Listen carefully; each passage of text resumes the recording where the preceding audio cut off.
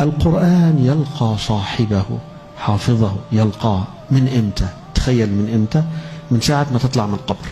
أول ما يجي البعث يوم القيامة يخرج الناس من القبور، هذا يلاقي القرآن مستنيه. يلقى صاحبه حين ينشق عنه قبره، كالرجل الشاحب، كالرجل الشاحب، كأنه على هيئته هو لما كان في الدنيا. القرآن يجعل صاحب القرآن الذي يتأدب بأدبه ويعمل به ويقرأه ويحفظه ويقوم به بيتعب فيجي يشحب من كتر ما بيقوم الليل، من كتر كذا.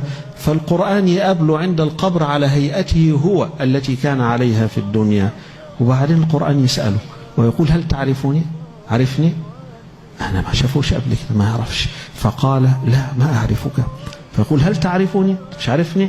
يقول: لا ما أعرفك. يقول: أنا صاحبك القرآن. شوف الطمأنينة حين يخرج الإنسان من القبر خارج مفزوع، فزع الناس كلهم حين ونفخ في الصور ففزع من في السماوات ومن في الأرض إلا من شاء الله، ثم نفخ فيه أخرى فإذا هم قيام ينظرون. قاموا ينظرون. وجد هذا القرآن يطمئن ويأخذه، ما تخافش، أنا القرآن، أنا صاحبك. هذا الصاحب، مش صاحبك اللي على القهوة، مش صاحبك اللي في الشارع، مش صاحبك اللي على البحر، صاحبك القرآن. القرآن اللي نسيناه وهجرناه وتركه المسلمون فصاروا إلى الذل الذي هم فيه في كل مكان. تركوا عزهم، تركوا مجدهم، تركوا كتاب ربهم، فصاروا إلى ما هم فيه الآن.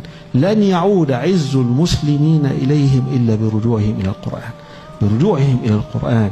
يحفظونه، يتعلمونه، يعملون به، يحكمونه، يحترمون القرآن كلام ربه. وإذا قرئ القرآن فاستمعوا له وأنصتوا لعلكم ترحمون.